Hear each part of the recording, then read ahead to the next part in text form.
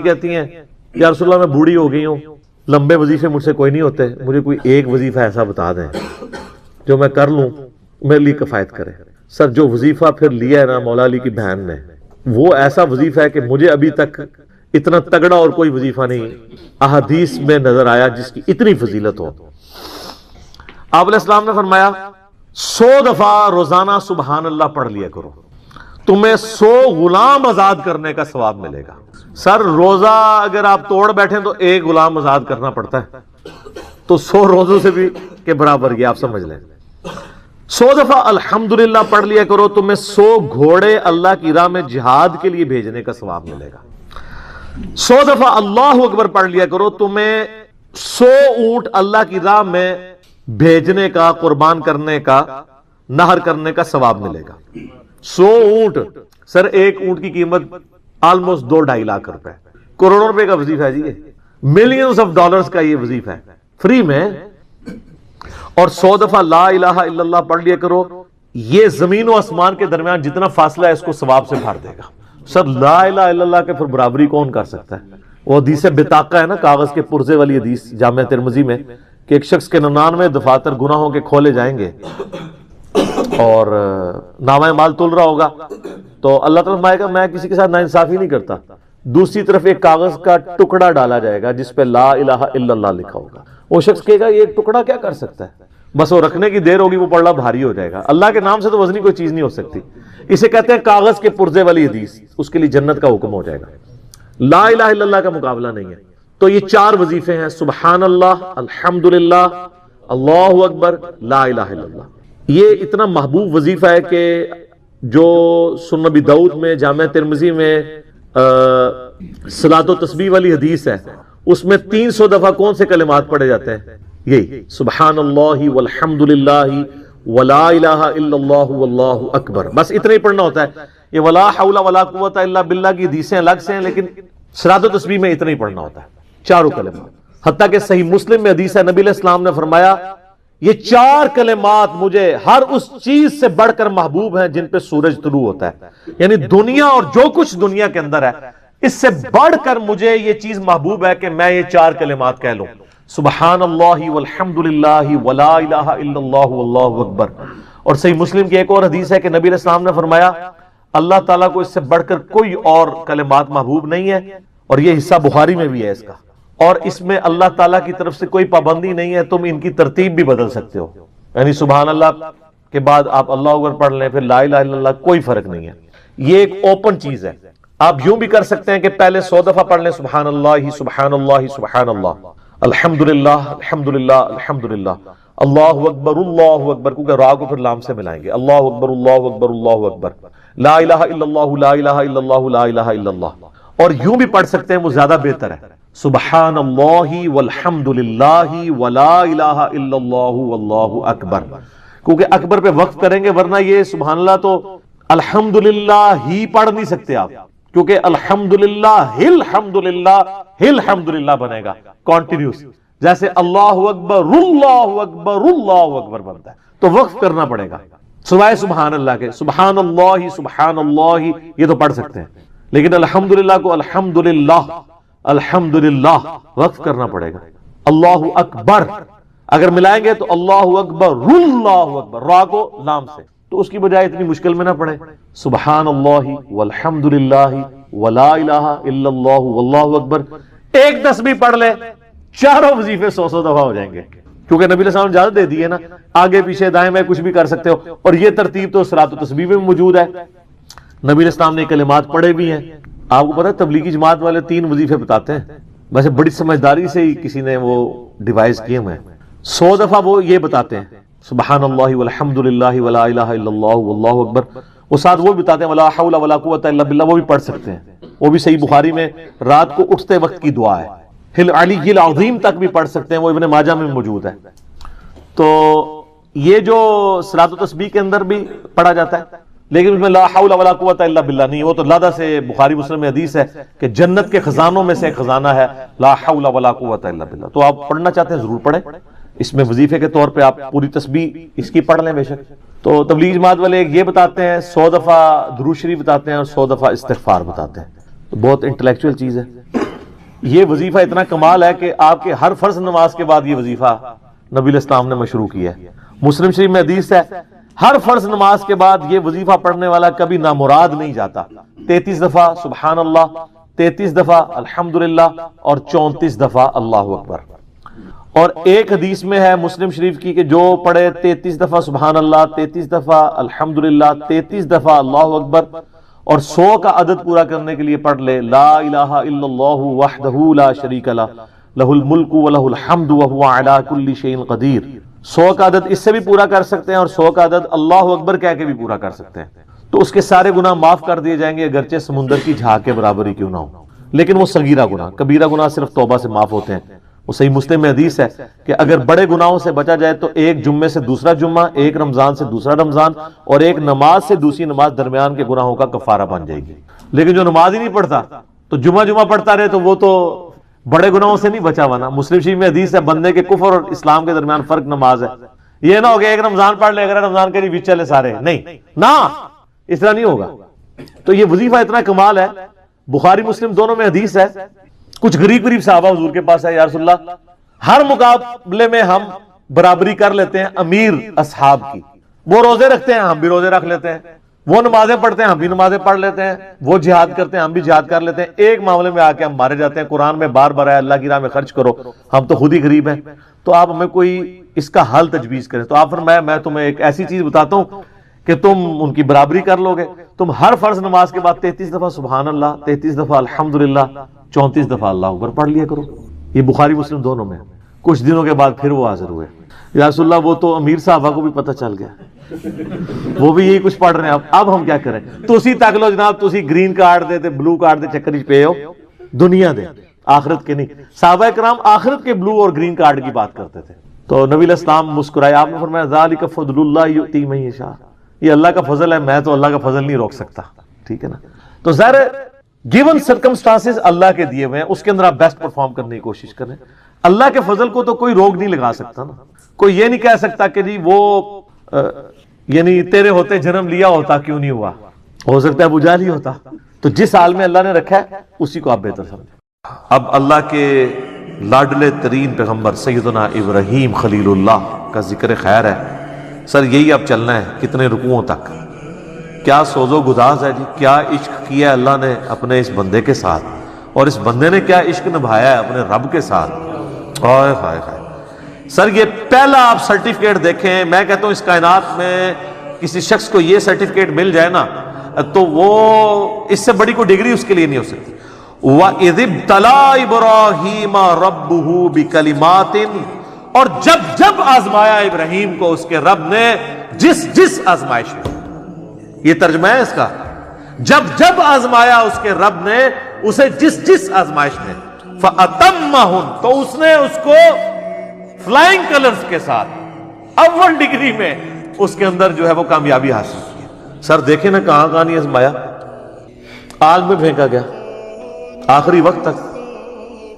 آپ کا کلام کیا ہے؟ صحیح بخاری کے الفاظ ہیں، آگ میں پھینکنے لگے ہیں حسبنا اللہ ونعم الوکیل.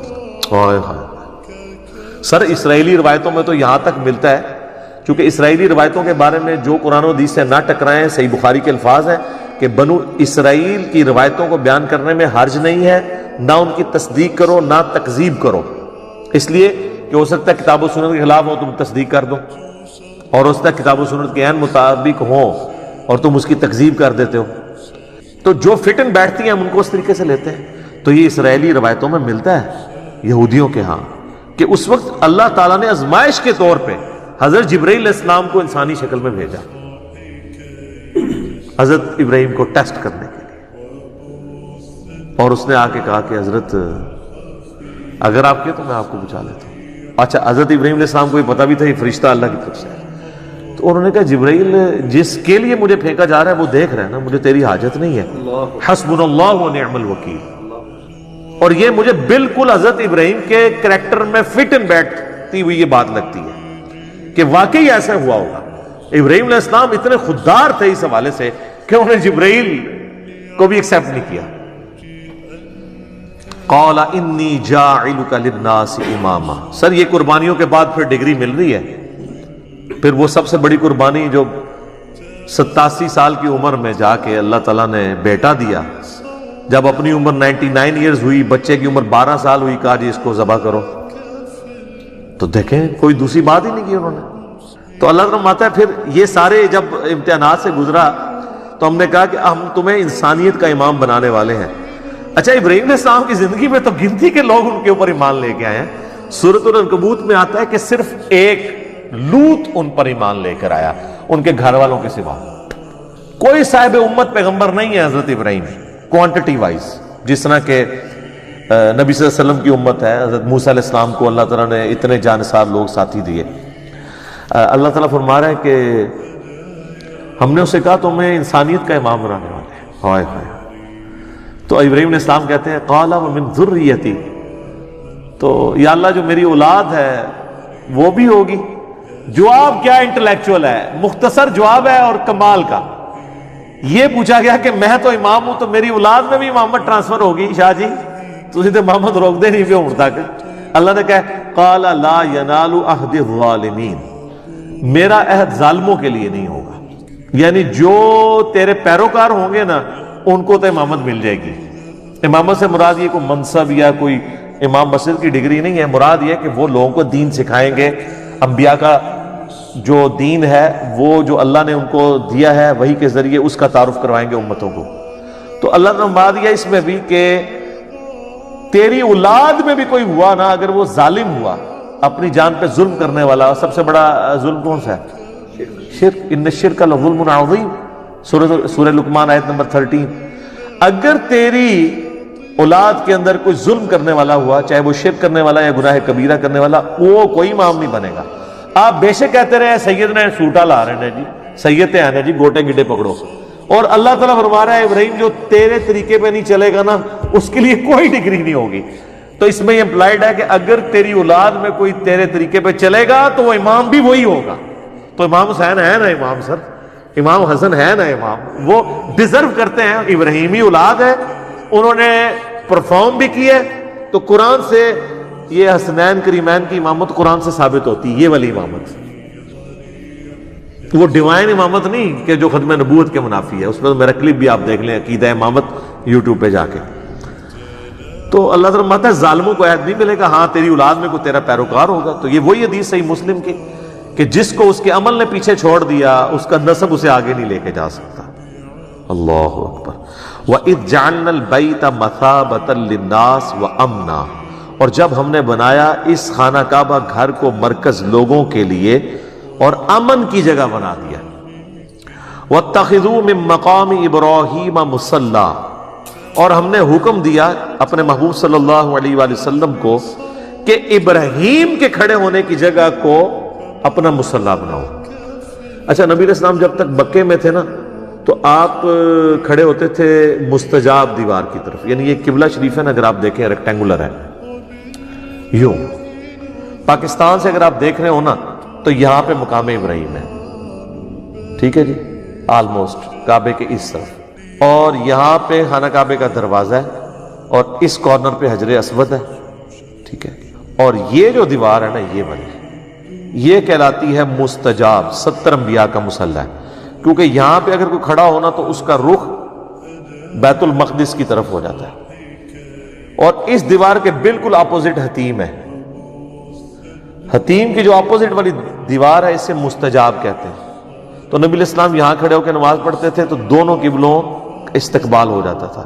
حضرت عمر کی خواہش تھی کہ نبی علیہ السلام اپنا مصلی بدلیں. انہوں نے مشورہ بھی دیا. بخاری مسلم میں حدیث ہے حضرت عمر کی، آپ عارضی دیکھیں. حضرت عمر کہتے ہیں کہ میں نے 4 باتوں میں اپنے رب کی موافقت کی. وہ یہ بھی کہہ سکتے تھے کہ میرے رب نے میری موافقت کی، کیونکہ مشورہ تو پہلے حضرت عمر نے دیا تھا. لیکن حضرت عمر کا یہ ماننا تھا کہ میرے دل میں بھی جو خیال آتا ہے نا وہ بھی تو اللہ کی طرف سے ہی آتا ہے. ایک انہوں نے کہا کہ میں نے نبی علیہ السلام کو مشورہ دیا تھا کہ ابراہیم کے کھڑے ہونے کی جگہ کو نا مصلی بنایا جائے. جب آپ یہاں پہ کھڑے ہوں گے تو پھر اعلانیہ ہوگا کہ اب وہ تو قبلہ گیا، اب صرف یہ ہے. تو دوسرا مشورہ دیا تھا کہ آپ کی جو ازواج ہیں یہ رات کو جب قضاء حاجت کے لیے نکلتی ہیں تو پردے کا حکم ان کو دیں. تو آیت پردہ نازل ہوگی. تیسرا منافقین کا جنازہ آپ نہ پڑھیں.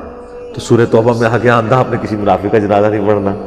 چوتھا، غزوہ بدر کے قیدی جو ہیں ان کو قتل کیا جائے۔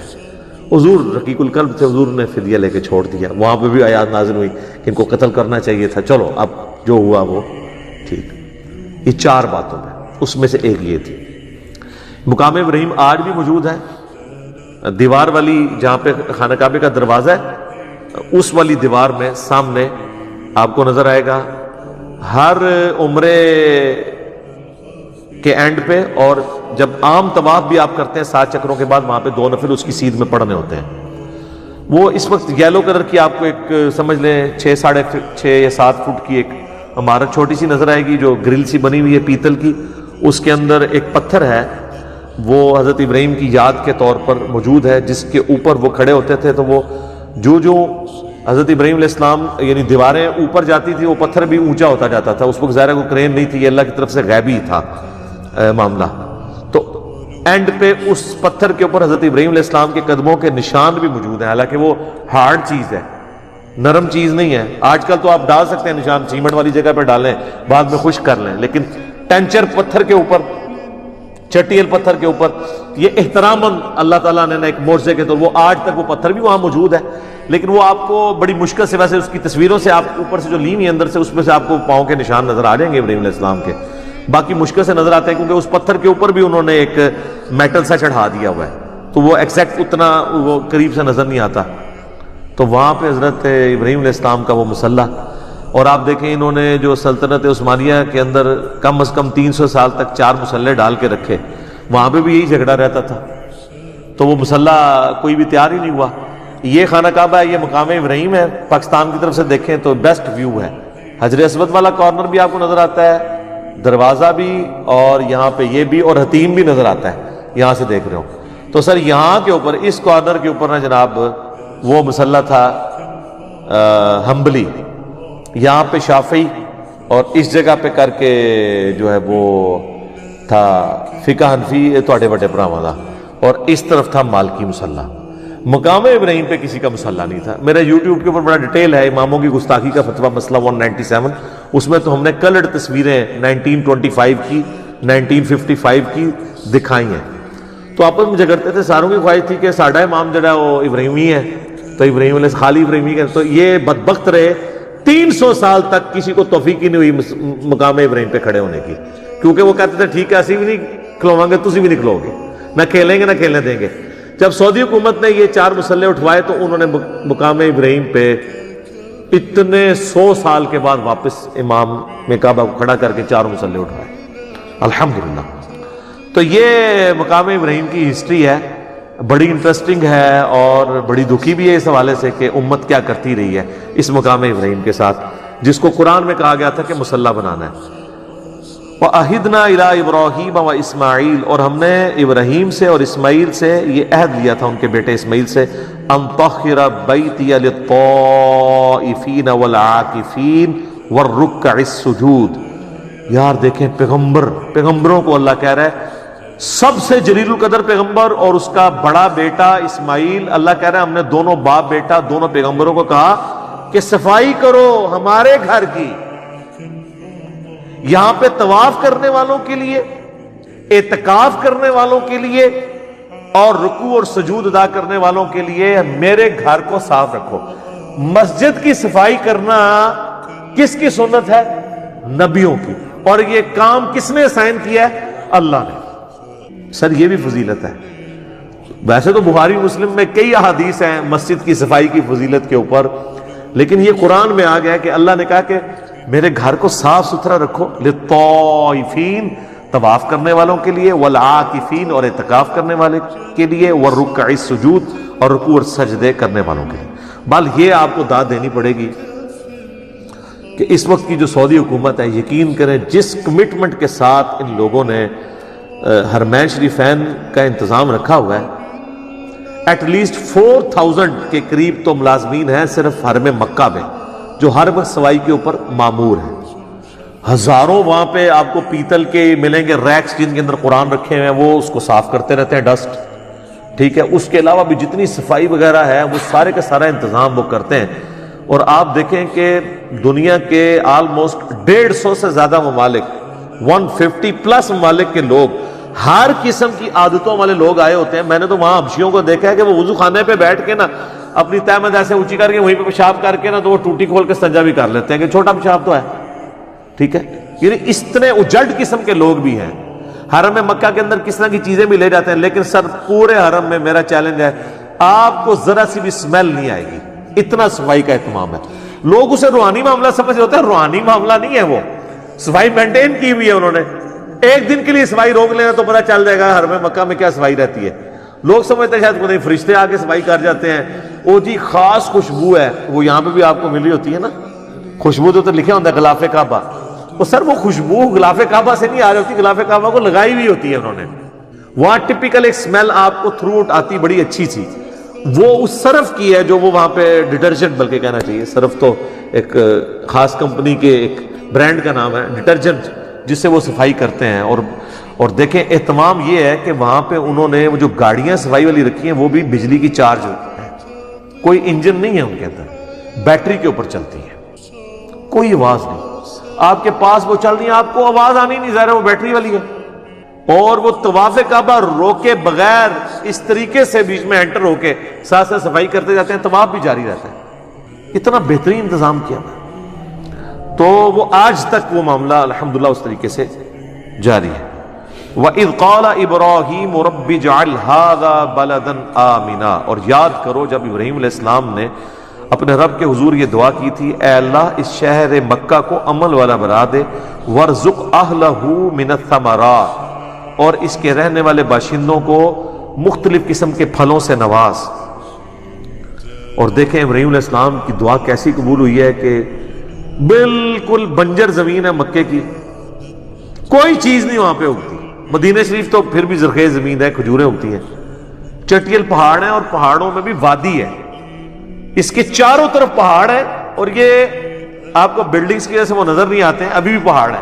یہ سینٹر میں ایک چھوٹی سی وادی ہے، اسی لیے جب یہ بارشیں ہوتی تھی نا تو یہ تو پانی بھر جاتا تھا. یہ تو اب موٹریں لگی ہوئی ہیں نا، ادروائز جو باہر کی زمین ہے ایٹ لیسٹ اس سے یہ 50-60 فٹ نیچے ہے خانہ کعبہ جو باہر کی سڑکیں.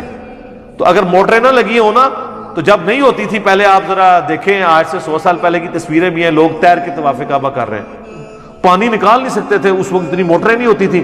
سارے پہاڑوں کا پانی جمع ہو کے نا، جس طرح آپ کی یہاں پہ کہتے ہیں کہاڑ آ گئی ہے، تو اب سب سے گہری جگہ ہی حرم مکہ ہوتی تھی، وہیں پہ آ کے مطاف میں سارا پانی جمع ہو جاتا تھا. پھر لوگ بالٹیوں سے نکالتے تھے یا دھوپ سے خشک ہوتا تھا جب خشک ہوتا تھا.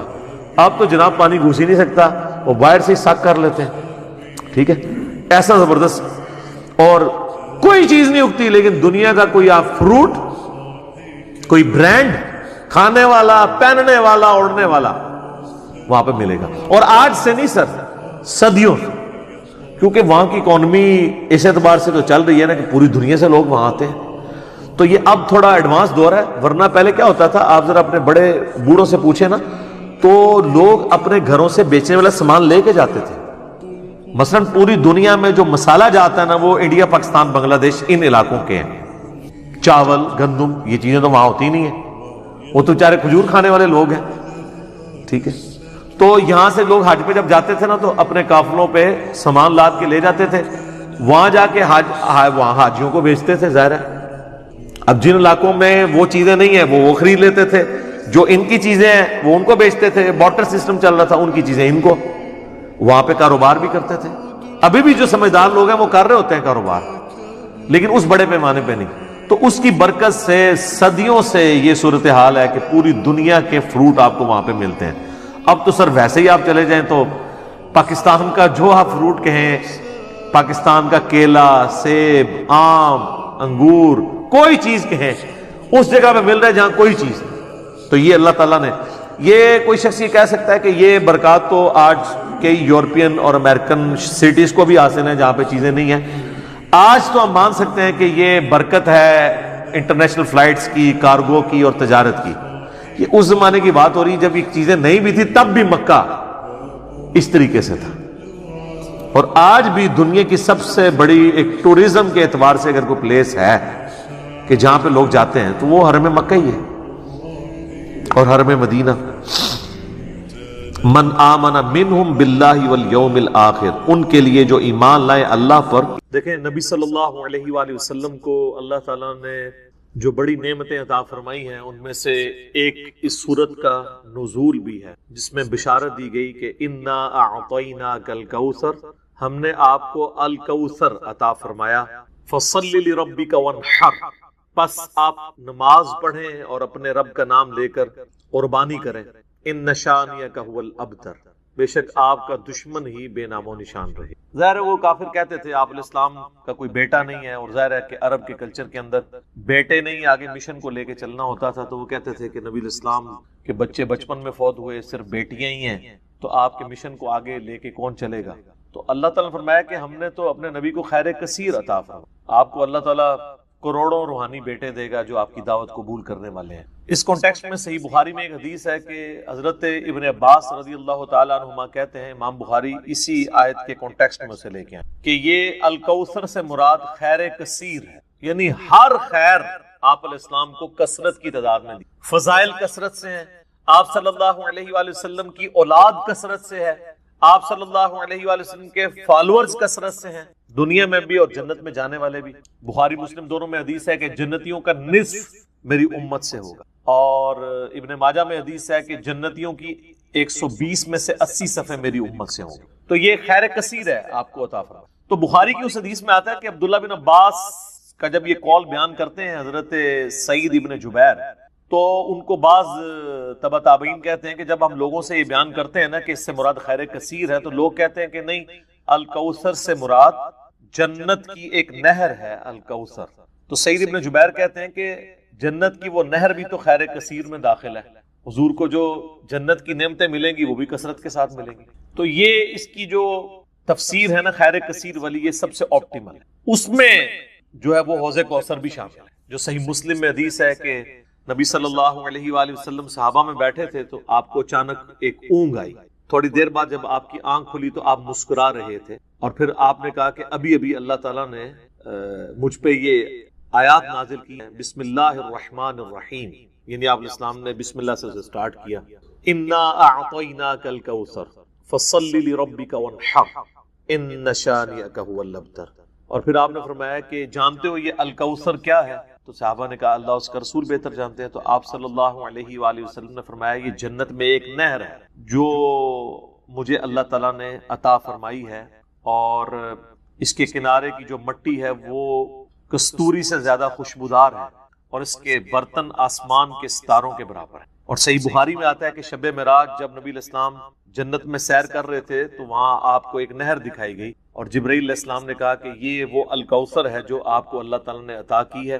اور آپ صلی اللہ علیہ وآلہ وسلم کے الفاظ ہیں بخاری مسلم دونوں میں کہ اس کا جو مشروب ہے وہ دودھ سے زیادہ سفید، شہد سے زیادہ میٹھا، اور اس کی خوشبو کستوری کی خوشبو سے زیادہ ہے، اور جو کوئی ایک دفعہ میرے حوض کوثر سے وہ مشروب پی لے گا اسے کبھی بھی پیاس نہیں۔ جنت میں جو انسان کھائے پیے گا نا وہ بھوک کی وجہ سے نہیں، ذہن میں رکھے گا، بھوک ایک عیب ہے، پیشاب ایک عیب ہے، نیند ایک عیب ہے، اسی لیے یہ تینوں چیزیں جنت میں نہیں ہیں۔ جنت میں انسان کھائیں گے لذت لینے کے لیے، پیشاب نہیں ہوگا، بخاری مسلم میں الفاظ ہیں خوشبودار ڈکار آئے گی، سارا کھانا ہضم۔ تو جنت چونکہ نعمتوں کا نام ہے، کوئی کمزوری نہیں، وہاں پہ نیند بھی نہیں ہے۔ یہاں پہ تو ہم نیند کیوں یوز کرتے ہیں؟ تاکہ ہم نیکسٹ 24 گھنٹے میں پرفارم کر سکیں، یہ بلکہ بیٹری چارج ہوتی ہے۔ وہ میری خالہ جو ہے نا وہ بڑے پیارے الفاظ استعمال کرتی ہیں، ان کی بیٹیاں جب چھوٹی تھی نا تو سوئی ہوتی تھی نا تو کوئی ان سے پوچھتا تھا بیٹیاں کہتے ہیں چارجنگ تے لائی ہیں، کیونکہ بچے جب اٹھتے ہیں نا پھر تو آپ ان کو سنبھال بیٹھے، جب تک یہ سونا نہ جائیں سکون نہیں آتا، تو وہ جو سوتے ہیں نا وہ چارجنگ پہ لگے ہوئے ہوتے ہیں، پھر جیسے صبح انہوں نے اٹھنا نا ہیٹرلی اوپرلی کر دینی ہے۔ تو قیامت میں جنت والے دن آپ کو جنت میں چارجنگ کی ضرورت نہیں ہے، بلکہ نیند وہاں پہ ضرورت ہی نہیں، اللہ تعالیٰ نے ویسے ہی انسان کو اتنی انرجی دی ہوئی ہوگی۔ تو لہٰذا آپ علیہ السلام کا جو فرمان ہے نا کہ جو ایک بار پیے گا وہ کبھی پیاسا نہیں ہوگا، تو کسی کے ذہن میں خیال آ سکتا ہے کہ پیاسا نہیں ہوگا تو پھر پانی کی لذت کیا؟ وہ اللہ تعالیٰ نے جنت کی نعمتوں میں لذت ہی اتنی رکھی ہے کہ انسان لذت کی وجہ سے اس کو استعمال کرے۔ اور پھر انہی احادیث میں بخاری و مسلم کے موجود ہے کہ میرے حوض کوثر پہ پھر ایسے لوگ بھی لائے جائیں گے جن میں پہچانتا ہوں گا، اور جب میں انہیں مشروب پلانے لگوں گا تو میرے ان کے درمیان ایک آڑ قائم کر، تو میں کہوں گا کہ یہ تو میرے صحابہ ہیں، اصحابی اصحابی۔ امتی والی روایتیں بھی ہیں بخاری مسلم میں، اصحابی والی۔ تو مجھے بتایا جائے گا کہ یا رسول اللہ آپ کو نہیں پتا آپ کے بعد انہوں نے دین میں بدعتیں جاری کر دی تھی اور الٹے قدم پھر گئے، تو آپ صلی اللہ علیہ وآلہ وسلم فرماتے ہیں کہ پھر میں کہوں گا سحقا سحقا لمن غیر بعدی، ان پہ پھٹکار ہو، ان کو مجھ سے دور کر دو جنہوں نے میرے بعد میرے دین کو بدل دیا۔ یہ حدیث بخاری اور مسلم دونوں میں ہے، اور حوض کوثر والے چیپٹر میں امام مسلم اسے لے کے آئے ہیں، بخاری میں موجود ہے۔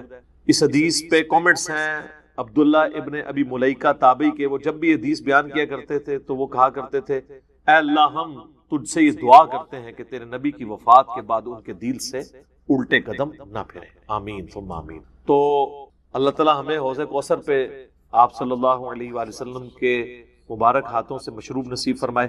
یہ دعا انسان کو اپنے لیے کرنی چاہیے، ظاہر ہے کہ وہ اہل جنت ہوں گے۔ اور بخاری مسلم میں کہ اس کے جو برتن ہیں نا، وہ برتن ہی آسمان کے ستاروں کے برابر اس کی تعداد ہے۔ پورا ایک نقشہ کھینچا گیا، آپ مشکات کی 30 جلد میں حوض کوثر اور شفاعت والا چیپٹر نکالیں تو آپ کو وہ ساری احادیث مل جائیں گی۔ ترمذی اور ابن ماجہ میں ایک وہ حدیث بھی بڑی مشہور ہے جو حضرت انس بن مالک کہتے ہیں کہ یا رسول اللہ کیا آپ میری شفاعت کریں گے؟ تو آپ فرمایا میں کروں گا۔ تو یا رسول اللہ قیامت والے دن میں آپ کو کہاں تلاش کروں؟ تو آپ علیہ السلام فرمایا میزان عمل پہ آ جانا، جہاں میرے امتیوں کے نام اعمال تل رہے ہوں گے۔ یا رسول اللہ وہاں نہ پاؤں تو فرمایا حوض کوثر پہ آ جانا۔ عرض کی وہاں پہ بھی نہ پاؤں تو فرمایا پھر پولیس رات پہ آ جانا۔ کہا وہاں پہ بھی نہ پاؤں تو آپ فرمایا میں ان 3 جگہوں کے سوا کہیں اور نہیں ہوں گا، یا میں حوض کوثر پہ ہوں گا اپنے پیاسی امتیوں کو مشروب پلا رہا ہوں گا، یا پھر میزان عمل پہ ہوں گا شفاعت کے لیے، یا پھر میں پولیس رات پہ ہوں گا اپنے امتیوں کے لیے سلامتی کی دعا کر۔ تو یہ 3 جگہیں ہیں جہاں پہ آپ صلی اللہ علیہ وآلہ وسلم کو قیامت والے دن تلاش کیا جا سکتا انشاءاللہ تعالی۔ تو یہ حوض کوثر میں وہ خیر کثیر جو ہر طرح کی آپ کو عطا کی گئی وہ بھی شامل ہے، اور اسپیسیفکلی حوض کوثر جو ہے وہ بھی، حتیٰ کہ جو بخاری اور مسلم میں حدیث ہے آپ نے اپنی وفات سے 1 مہینے پہلے خطبہ دیا تھا غزوہ احد کے شہداء پر، جو آپ نے نماز جنازہ دوبارہ پڑھی تھی 8 سال بعد، اس میں الفاظ ہیں آپ نے فرمایا کہ میرا ممبر جو ہے وہ حوض کوثر پہ لگا ہوا ہے۔ یہ والے جو الفاظ ہیں یہ دوسری حدیث میں، کیونکہ وہاں پہ ممبر نہیں تھا، یہ الفاظ ہیں بخاری اور مسلم کی وہ حدیث کہ میرے گھر سے میرے ممبر سے میرے گھر تک جنت کے ٹکڑوں میں سے ایک ٹکڑا ہے ریاض الجنہ، اس میں الفاظ ہیں اور میرا ممبر جو ہے وہ حوض کوثر پہ لگا ہوا ہے۔ یعنی آپ علیہ السلام وہ دیکھ رہے تھے حوض کوثر کا منظر، ٹائم میں گزار کے آپ کو دکھایا گیا۔ وہ جو بخاری مسلم کی وہ والی حدیث ہے عقبہ بن عامر والی، جو شہداء احد پہ آپ نے 8 سال بعد جنازہ پڑھا اپنی وفات سے 1 مہینہ پہلے، اور عقبہ ابن عامر کے الفاظ ہیں یہ آخری دفعہ میں نے رسول اللہ کو ممبر پہ دیکھا، اس کے بعد میں نے آپ کو نہیں دیکھا۔ تو اس میں الفاظ ہیں آپ نے فرمایا کہ میں اپنے حوض کوثر کو اس وقت بھی دیکھ رہا ہوں، اور دیکھنا میرے بعد جو ہے وہ مجھے تم سے یہ خطرہ نہیں کہ تم شرک میں مبتلا ہو جاؤ گے، بلکہ مجھے خطرہ ہے کہ تم دنیا کے مال میں پڑ جاؤ گے اور پھر اس کی لالچ میں ایک دوسرے کو قتل کرو گے اور تم بھی تباہ و برباد ہو جاؤ گے جس طرح اگلی قومیں تباہ و برباد ہو۔ تو اس میں بھی حوض کوثر کے الفاظ موجود ہیں۔ اور پھر میرے ایک کربلا والے ریسرچ پیپر میں بھی آپ کو پتہ ہے ایک حدیث ہے جو میں نے حوض کوثر کا ذکر اس حدیث کے اندر بھی موجود ہے، جب وہ سنن ابی داؤد کی ایک حدیث ہے نا، وہ عبید اللہ ابن زیاد کے پاس ایک وہ آتا ہے، ہاں یہ ابو داؤد کے اندر 4749 ہے۔ ابو طالوت تابعی کہتے ہیں کہ میں ابو برزہ کو میں نے دیکھا کہ وہ گورنر یزید عبید اللہ ابن زیاد کے پاس آئے جبکہ وہ دسترخوان پر تھا، تو اس نے ابو برزہ کو آتے ہوئے دیکھا اور کہا کہ یہ تمہارا ٹھگنا محمدی ہے۔ استغفر اللہ، ان کا قد چھوٹا تھا تو ان کا اے گینڈا محمدی، یعنی محمدی اس نے اس لیے کہا کہ وہ حضور کا صحابی تھا۔ تو یہ کتنی سخت توہین کی عبید اللہ ابن زیاد نے۔ یہ وہی خبیث ہے جس کے بارے میں بخاری میں 3748 نمبر حدیث ہے، جس میں امام بخاری نے حسین کے ساتھ علیہ السلام لکھا ہے کہ یہ حضرت حسین کے حسن میں کلام کرنے لگا، تو انس بن مالک نے کہا کہ رسول اللہ کے سب سے زیادہ مشابہت رکھنے والے حسین تھے۔ یہ وہی عبید اللہ ابن زیاد ہے۔ تو یہ صحابہ کے گستاخ ہیں، آل امیہ ہیں، یہ بنو امیہ کے خدمتگار۔ تو اب آپ دیکھیں جب اس نے یہ بات کی نا تو حضرت ابو برزہ اس کی تنزیہ بات کو سمجھ گیا، آپ نے فرمایا مجھے گمان نہیں تھا کہ میں ایسے لوگوں کے دور حکومت تک زندہ رہوں گا جو مجھے رسول اللہ کی صحبت پر آر دلائیں گے، کہ میری زندگی میں یہ وقت بھی آنا ہے کہ رسول اللہ کی وجہ سے ہمیں پوری دنیا پہ غلبہ ملا، اور اس غلبے کی حکومت کو جو لوگ انجوائے کر رہے ہیں عرب کے بدو، یہ رسول اللہ سے میری نسبت میں مجھے آر دلائیں گے کہ مجھے کہہ رہے ہیں کہ ٹھگنا محمدی، یعنی پنجابی سے کہتے ہیں گینڈا محمدی، نعوذ باللہ۔ تو اب اس نے فوراً پینترا بدلا، وہ کہنے لگا کہ محمد صلی اللہ علیہ وسلم کی صحابیت تمہارے لیے باعث زینت ہے، آر کا سبب نہیں۔ پھر کہنے لگا کہ میں نے تمہیں اس لیے بلوایا ہے کہ تم سے حوض کوثر کے بارے میں پوچھو، کیا تم نے رسول اللہ سے اس کے بارے میں کچھ سنا ہے؟ تو ابو برزہ نے فرمایا ہاں، نہ ایک بار، نہ دو بار، نہ تین بار، نہ چار بار، نہ